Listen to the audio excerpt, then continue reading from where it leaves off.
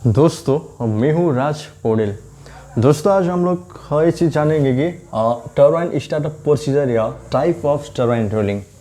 मतलब दोस्तों जब हम लोग एक स्टीम टरबाइन को रोल करते हैं या स्टीम टरबाइन को शटडाउन के बाद में स्टार्टअप करते हैं तो कितना टाइप से टरबाइन स्टार्टअप रहता है या कितना टाइप का रोलिंग रहता है, ठीक है ना। ये चीज़ एक ऑपरेटर को पता रहना चाहिए कि मैंने किस टाइप का टरबाइन रोलिंग कर रहा हूँ, अभी मेरा टरबाइन का कंडीशन क्या है, किस कंडीशन में है, और जो रोलिंग कर रहा हूँ उसको कौन सा रोलिंग बोलते हैं, उस रोलिंग का नाम क्या है। नॉर्मली देखिएगा तो मेनली टरबाइन रोलिंग 3 टाइप का रहता है, टरबाइन स्टार्टअप प्रोसीजर 3 टाइप का रहता है। जो चीज़ मैं 1 बाय 1 करते हुए लिखा कर आप लोग को समझाऊंगा, कि रोलिंग प्रोसीजर कैसे करते हैं और उसका प्रक्रिया क्या, प्रोसीजर क्या है उस टाइप का रोलिंग करने का। सबसे पहले देखिएगा तो दोस्तों जो आता है यहाँ पे कोल्ड स्टार्टअप, कोल्ड स्टार्टअप जिसको कोल्ड रोलिंग भी कहते हैं, ठीक है। इसके बारे में भी हम आगे जाके डिटेल में जानकारी लेंगे कि कोल्ड स्टार्टअप क्या होता है, कैसिंग टेम्परेचर कितना रहता है, कितना लंबे या कितना लंबा समय तक टरबाइन बंद रहने के बाद में उसको दोबारा रोलिंग किया जाए तो कोल्ड रोलिंग में आता है। दूसरा में है वार्म अप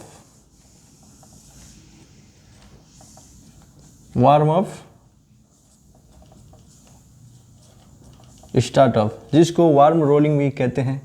3 में आता है हॉट रोलिंग, हॉट स्टार्टअप, ठीक है। टरबाइन रोलिंग 3 टाइप का रहता है, cold rolling, warm rolling, hot rolling, जिसको cold startup, warm startup, hot startup भी कहते हैं। इसमें भी कंफ्यूज नहीं होना है, आप यहाँ पे कोल्ड रोलिंग बोलिए या कोल्ड स्टार्टअप बोलिए, वार्म ऑफ रोलिंग बोलिए या वार्म ऑफ स्टार्टअप बोलिए, ठीक है ना। ठीक है दोस्तों, जिसको कोल्ड स्टार्टअप, वार्म स्टार्टअप और हॉट स्टार्टअप कहते हैं।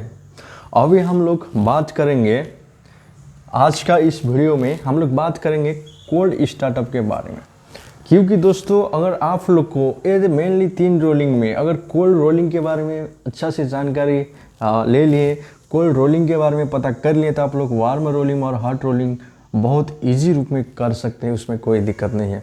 मेनली टरबाइन का कभी भी सबसे पहले आप लोग कोल्ड रोलिंग के बारे में अच्छी तरह से जानकारी लीजिएगा। क्योंकि कोल्ड रोलिंग थोड़ा सा क्रिटिकल रहता है दोस्तों। कोल्ड रोलिंग में काफ़ी पैरामीटर को ध्यान देने का ज़रूरत होता है कि इस चीज़ में उतना ज़्यादा दिक्कत नहीं होता है वार्म रोलिंग और हॉट रोलिंग में, लेकिन कोल्ड रोलिंग मतलब आपको बिल्कुल पूरा ध्यान देते हुए टरबाइन को रोलिंग करना पड़ता है, पूरा फोकस टरबाइन में ही देना पड़ता है रोलिंग के टाइम में, ठीक। आज हम लोग इस वीडियो में डिटेल में जानकारी लेंगे कोल्ड रोलिंग के बारे में, उसके बाद वार्म अप, फिर हॉट स्टार्टअप करते हुए धीरे धीरे बताऊंगा, ठीक है दोस्तों। अभी शुरू करते हैं cold startup, turbine cold startup procedure. दोस्तों जो कोल्ड स्टार्टअप प्रोसीजर है, सबसे पहले ये चीज़ समझ लीजिए कि कोल्ड रोलिंग का मतलब क्या है।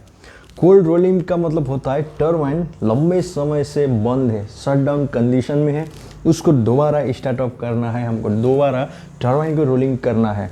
तो कोल्ड स्टार्टअप में क्या होता है कि कैसिंग का टेम्परेचर लगभग एटमॉस्फेरिक टेम्परेचर का बराबर ही रहता है, या तो एटमॉस्फेरिक टेम्परेचर से लेके 80 डिग्री सेल्सियस टेम्परेचर का अंदर में नीचे में कैसिंग टेम्परेचर है तो कोल्ड स्टार्टअप में आता है, या टरबाइन 48 घंटे से ज़्यादा टाइम शटडाउन कंडीशन में है तो वो कोल्ड स्टार्टअप में आता है, ठीक है। कोल्ड स्टार्टअप में क्या क्या देखने को मिलता है, हम लोग जब कोल्ड स्टार्टअप करेंगे तो वहाँ पे होल्डिंग टाइम ज़्यादा रहता है। होल्डिंग टाइम का मतलब क्या होता है, टरबाइन को शॉकिंग पीरियड दिया जाता है, ठीक है। शॉकिंग पीरियड का मतलब भी क्या होता है कि हम लोग क्या करेंगे, कोल्ड स्टार्टअप में क्या है कि रोटर का और कैसिंग का टेम्परेचर बहुत ही कम है, उसको धीरे धीरे करके हीटअप करना है, मतलब टेम्परेचर स्टेबल करना है, दोनों को यूनिफॉर्म थर्मल एक्सपेंशन करना है। इसीलिए हम लोग वहाँ पे कोल्ड स्टार्टअप में होल्डिंग टाइम थोड़ा ज़्यादा देकर टरबाइन को शॉकिंग पीरियड में रखते हैं। शॉकिंग पीरियड का मतलब क्या है कि वो क्या करेगा कि जो भी हीट है कैसिंग अपने अंदर में शॉक करेगा, लेगा, जिससे क्या होगा रोटर का कैसिंग का टेम्परेचर बैलेंस रहेगा, एक बार झटके में टेम्परेचर इंक्रीज नहीं होगा। हम लोग क्या करेंगे, धीरे धीरे आरपीएम को होल्ड करते हुए धीरे धीरे टेम्परेचर को एक निश्चित पॉइंट तक राइजिंग करते हुए लेके जाते हैं, ठीक है। यहाँ पे कोल्ड रोलिंग में होल्ड टाइम, शॉकिंग पीरियड और कैसिंग का और रोटर का टेम्परेचर का डिफरेंस, ये सब चीज़ को ध्यान में रखा जाता है। कहाँ पे कितना आरपीएम में कितना टाइम होल्ड करना है, कितना उसका शॉकिंग पीरियड है, वो सब चीज़ हम लोग कोल्ड रोलिंग के ही अंदर में देखते हैं ज़्यादातर, ठीक है, वार्म अप में उतना ज़्यादा नहीं रहता है और हॉट रोलिंग में तो ना के बराबर ही रहता है होल्डिंग टाइम और शॉकिंग पीरियड। ठीक है, अभी हम लोग देखेंगे कोल्ड रोलिंग में क्या है, कितना टाइम तक टरबाइन बंद है तो वो कोल्ड रोलिंग में आएगा दोस्तों। अभी देखिएगा दोस्तों, जब हम लोग टरबाइन का कोल्ड स्टार्टअप करते हैं उस टाइम क्या क्या चीज़ को ध्यान में देना है। कोल्ड स्टार्टअप का मतलब क्या है कि शटडाउन पीरियड, अगर शटडाउन 48 घंटा से ज़्यादा है या टरबाइन 48 घंटा से ज़्यादा समय के लिए बंद है, उसके बाद हम लोग दोबारा रोलिंग करेंगे तो कोल्ड स्टार्टअप में आएगा। या टरबाइन का कैसिंग टेम्परेचर 30 डिग्री से लेकर या 80 डिग्री का नीचे है, टरबाइन कैसिंग टेम्परेचर 80 डिग्री का नीचे है तो टरबाइन कोल्ड स्टार्टअप में आता है, कोल्ड रोलिंग में आता है। और कोल्ड रोलिंग जब हम लोग स्टार्ट करते हैं तो वहाँ पे एक होल्डिंग टाइम आएगा। होल्डिंग टाइम का मतलब है, मान लीजिए कि आपका जो है 600 आरपीएम में मान लीजिए 5 मिनट होल्ड हो गया, 5 मिनट होल्ड हो गया तो इसमें क्या है, इस एक क्या है होल्डिंग टाइम। होल्डिंग टाइम क्यों देते हैं कि सोकिंग पीरियड के लिए, ऐसे भी आप लोग समझ सकते हो। मतलब हम लोग 5 मिनट तक जो है होल्डिंग टाइम में टरबाइन को आरपीएम एक जगह पे स्टेबल रख कर वहाँ पे हम लोग शॉकिंग पीरियड उस रोटर और कैसिंग के लिए देते हैं। क्या होता है शॉकिंग पीरियड में, रोटर एंड कैसिंग का यूनिफॉर्म हीटअप होता है। रोटर और कैसिंग का जो हीटअप है हम लोग यूनिफॉर्म रूप में समानांतर रूप में करते हैं, जिससे थर्मल एक्सपेंशन स्टेबल होता है। अगर हम लोग डायरेक्ट आरपीएम को कंटिन्यू बढ़ाते लेते हो जाएंगे तो क्या होगा, टरबाइन का रोटर कैसिंग एक ही साथ जर्क में झटका में हीट होगा, जिससे क्या होगा अनबैलेंस हीटअप होकर रोटर क्रैक हो सकता है, वाइब्रेशन आ सकता है, बैरिंग डैमेज भी हो सकता है। उसी चीज़ से बचाने के लिए हम लोग कोल्ड रोलिंग में होल्डिंग टाइम थोड़ा सा लंबा होल्डिंग टाइम रहता है। हो सकता है 3 जगह पे टरबाइन का आरपीएम होल्ड हो जाए या 4 जगह पे हो जाए, वो हर एक टरबाइन का अलग अलग लॉजिक के हिसाब से रहता है, अलग अलग उसका मेटल का डिज़ाइन के हिसाब से भी रहता है, कहाँ पर कितना आरपीएम में कितना मिनट होल्ड करना है, उसका टेम्परेचर कितना है स्टीम का, उसको भी देखते हुए होता है। ठीक है, और शॉकिंग पीरियड में हम लोग क्या करते हैं, रोटर को और कैसिंग को यूनिफॉर्म रूप में हीटअप करते हैं कुछ टाइम तक आरपीएम को होल्ड करके, जिससे समान रूप में टेम्परेचर का विस्तार हो जाओ रोटर और कैसिंग में। ठीक, और हीटअप रेट देखिएगा, जब भी आप लोग कोल्ड रोलिंग करेंगे तो धीरे धीरे क्या करना है, टेम्परेचर को इंक्रीज करना है 20 डिग्री या 40 डिग्री पर आवर, 1 घंटा में 20 डिग्री या 40 डिग्री धीरे धीरे हीटअप करेंगे। कब तक, कुछ टेम्परेचर तक। मान लीजिए आपका स्टीम का टेम्परेचर 485 डिग्री सेल्सियस है तो मान लीजिए 285 या 300 डिग्री तक हम लोग धीरे धीरे क्या किए कि कैसिंग को हीटअप किया, मतलब स्लोली टरबाइन को रोलिंग करते रह गए। अगर आप टरबाइन रोलिंग में मैनुअल रोलिंग हो सकता है या सेमी ऑटो रोलिंग हो सकता है या फुल ऑटो रोलिंग भी हो सकता है। अगर मैनुअल रोलिंग है तो हम लोग धीरे धीरे लेके जाएंगे, सेमी ऑटो है तो कुछ आरपीएम तक मैनुअली रूप में लेके जाएंगे टरबाइन को धीरे धीरे आरपीएम बढ़ाते हुए, ईएसपी धीरे धीरे मैनुअल ओपन करते हुए, उसके बाद गवर्नर में कमांड देंगे तो क्या है ऑटो में लेता है, जिसको सेमी ऑटो कहते हैं। और फुल ऑटो मतलब क्या, अगर आपका फुल डीसीएस है तो फुल डीसीएस में क्या है, उसमें ऑलरेडी लॉजिक सेटअप रहता है, आपने को कोई करने की जरूरत नहीं। जैसे आप स्टार्ट परमिशन दीजिएगा गवर्नर को तो अपने हिसाब से कहाँ पर कितना मिनट होल्ड होना है, कितना शॉकिंग पीरियड है, कितना आरपीएम में पहुँचना है, कितना कैसिंग टेम्परेचर हुआ, वो सब कुछ ऑब्जर्व करते हुए अपने हिसाब से लॉजिक से आरपीएम को फुल आरपीएम तक लेके जाता है। उसके बाद रोटर एंड कैसिंग का डेल्टा टी, मतलब एक रोटर जो बीच में रोटर है, रोटर और एक कैसिंग का टेम्परेचर का डिफरेंस जो है 20 डिग्री सेल्सियस का नीचे ही रहना चाहिए कोल्ड रोलिंग के लिए दोस्तों। ठीक है, जो भी पैरामीटर जो इतना चीज़ लिखा हूँ ये हर एक रोलिंग में अलग अलग रहता है। कोल्ड रोलिंग के लिए क्या है, 20 डिग्री का नीचे डेल्टा टी रहना चाहिए। रोटर एंड कैसिंग का हीटअप रेट देखिएगा तो कोल्ड रोलिंग के लिए 20 से 40 डिग्री सेल्सियस पर आवर होना चाहिए। शॉकिंग पीरियड रहता है कोल्ड रोलिंग में, होल्डिंग टाइम रहता है। कैसिंग टेम्परेचर कोल्ड रोलिंग का मतलब क्या है, 80 डिग्री से नीचे कैसिंग टेम्परेचर है, कोल्ड रोलिंग में वो आता है। ठीक है दोस्तों, अब हम लोग step by step cold rolling का प्रोसीजर देखते हैं। मान लीजिए मेरा टरबाइन शटडाउन है, अब मेरे को क्या करना है, टरबाइन को रोलिंग करना है। तो 1 नंबर पॉइंट से लेके सिंक्रोनाइजिंग तक मेरे को क्या क्या करना है, कौन सा पैरामीटर देखना है, कौन सा इक्विपमेंट कब कब चलाना है, इसी के बारे में 1 बाय 1 करके मैं पूरा डिटेल में लिखा देता हूँ, जिस चीज़ को आप लोग भी नोट करके रखिएगा। हाँ ठीक है दोस्तों, अगर आप लोग को एक क्या करना है, अब टरबाइन को रोलिंग करना है, टरबाइन को कोल्ड स्टार्टअप करना है तो उसका क्या प्रोसीजर है, इसके बारे में हम लोग 1 बाय 1 करते हुए लिखेंगे। अभी 7 नंबर पॉइंट तक मैं यहाँ पे लिखा हूँ, इसके बाद भी और लिखूंगा मैं। कि सबसे पहले क्या होना चाहिए दोस्तों, टरबाइन रोलिंग करने का 8 से 10 घंटा पहले से ही बारिंग गियर रनिंग कंडीशन में रहेगा। अगर बारिंग गियर रनिंग है तो इसके साथ क्या क्या रहेगा, एओपी, ईओपी, ये सब किस में रहेगा, ऑटो में रहेगा। ठीक है, ये सब कंडीशन ऑटो मोड में रनिंग रहेगा और बारिंग गियर भी ऑटो में ही रनिंग रहता है। ईओपी स्टैंड बाय ऑटो में रहता है। ठीक है कि टरबाइन रोलिंग करने का 8 से 10 घंटा पहले बारिंग गियर, एओपी, ईओपी ये सब चीज़ रनिंग कंडीशन में रहना चाहिए। दूसरा नंबर में है MOT and OST level must be normal, कि जो मेन ऑयल टैंक का लेवल है और ओवरहेड टैंक का लेवल है वो भी नॉर्मल रहना चाहिए। अगर ये दो चीज़ नॉर्मल नहीं है तो टरबाइन रोलिंग नहीं लेगा। दूसरा चीज़ ये चेक करना है आपको टरबाइन कोल्ड स्टार्टअप के टाइम में। तीसरा नंबर में है city level must be normal, मतलब जो कूलिंग टावर का लेवल है वो भी नॉर्मल रहना चाहिए। कूलिंग टावर से हम लोग क्या करते हैं, ACW, MCW वो सब चालू करते हैं। वही उसी क्या करता है, ACW, MCW का पानी कूलिंग टावर का पानी लेता है ACW, MCW पंप।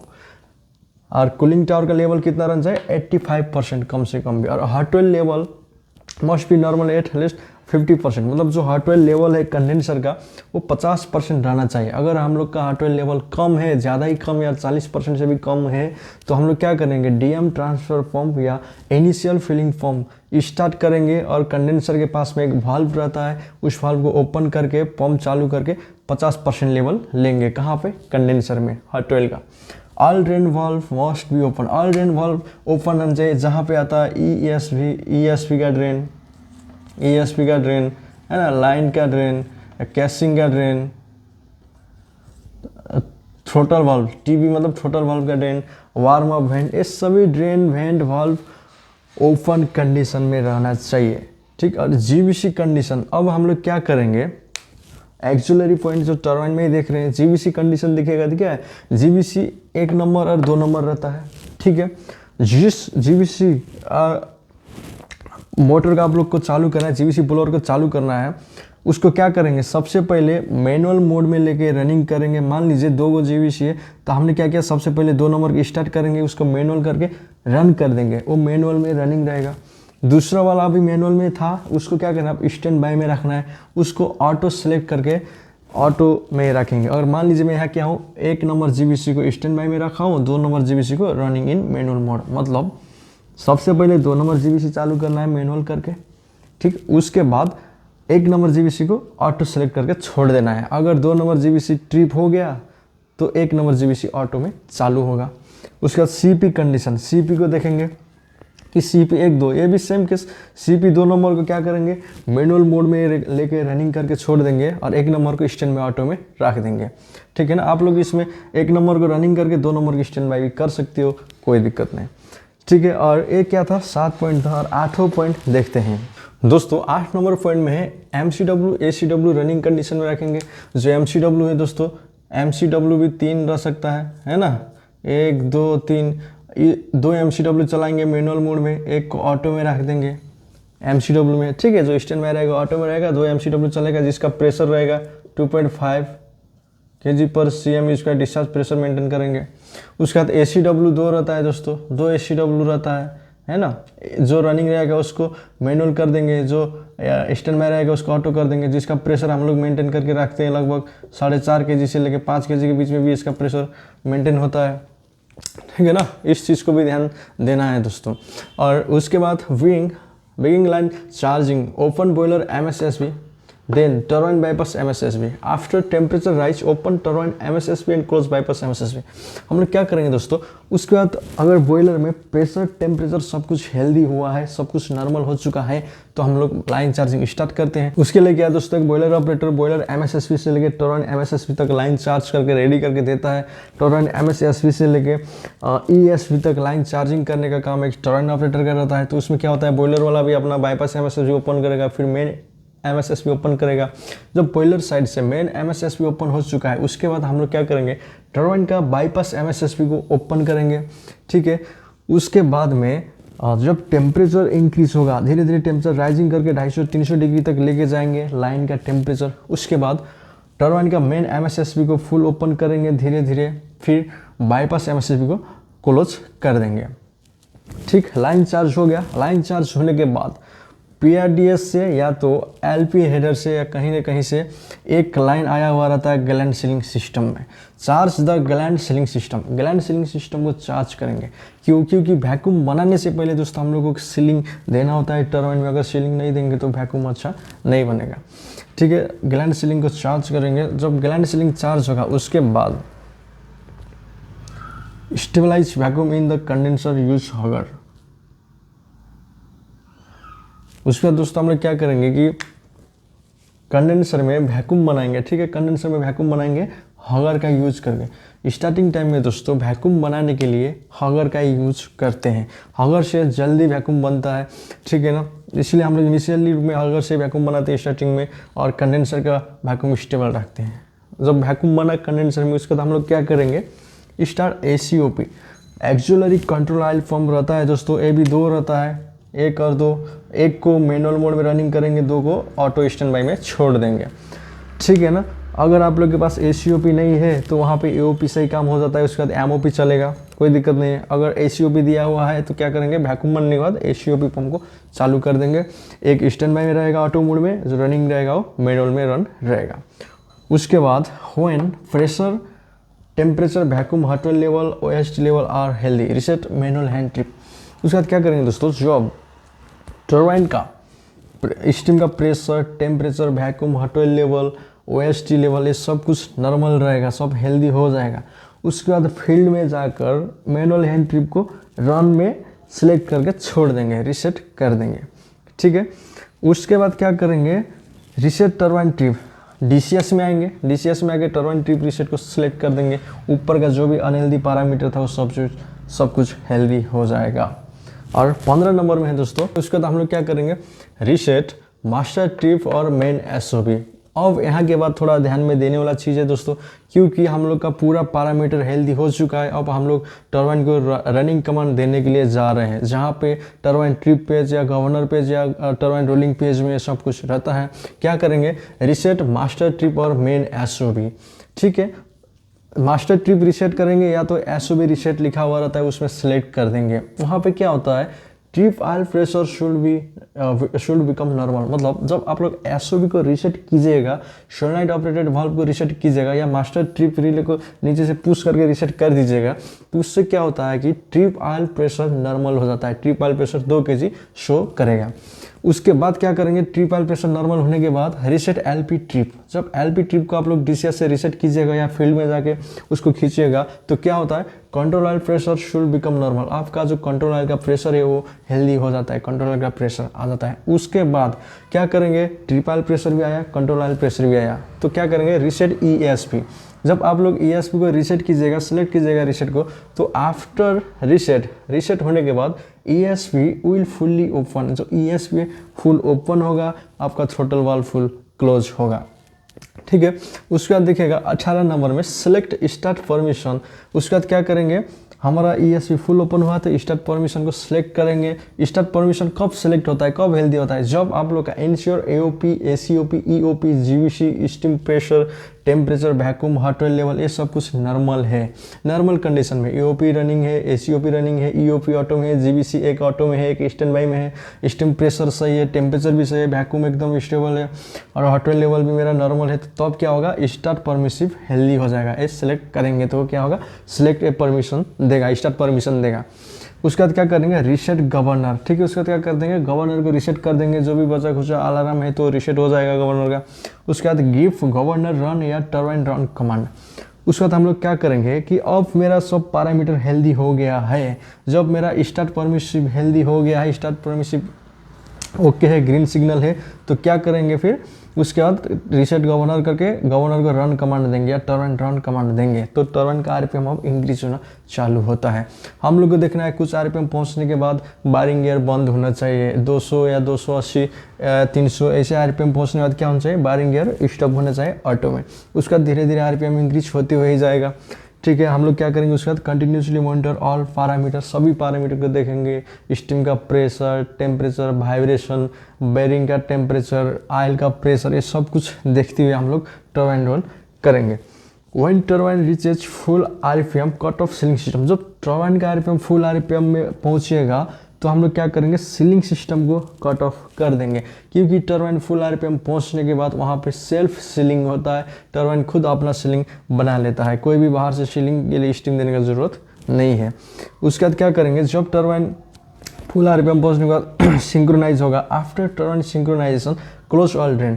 उसके बाद कंडीशन का हिसाब से दोस्तों, उससे पहले भी हम लोग ड्रेन को बंद कर सकते हैं, स्टीम का प्रेशर डाउन हो जा रहा है तो, लेकिन अगर प्रेशर टेम्परेचर सब कुछ ओके है तो हम लोग क्या करेंगे, सिंक्रोनाइजिंग होने के बाद ही सभी ड्रेन बंद कर देंगे।